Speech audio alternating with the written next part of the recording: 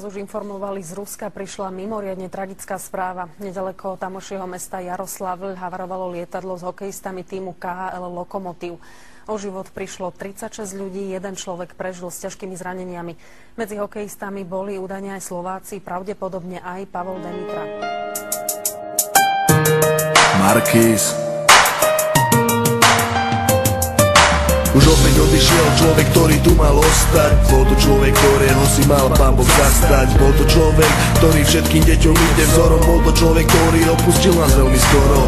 Plakal si vtedy, keď si sa lúčil s nami. Tvoje meno kričali deti aj mami. Pre hokej sa narodil, pre hokej aj zomrel. Preto naše Slovensko by sa kľudne zadrel. Štvema, že ťa neuvidia hrať už moje decka. Vidieť ťa na ľade späť, to by bola peska. Každé malé dieťa chce byť Pavlom Demitrom. Každý chce byť hokejistom, nie doktorom.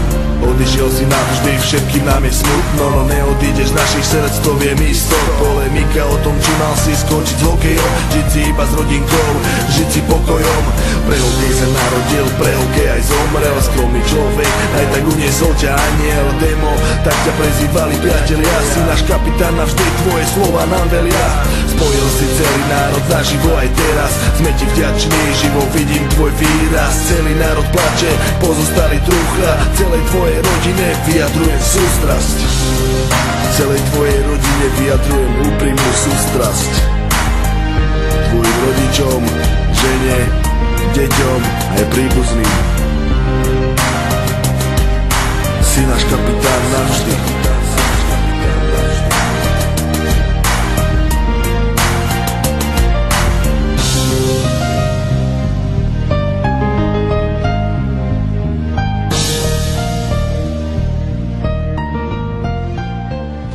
Na našej striedačke sa držia okolo ramien. Pavol Demitra skúša obľúd z opačnej strany. Demitra. Výborná prihrávka na Zedníka. To bol Miroslav Šatan na druhej strane úplne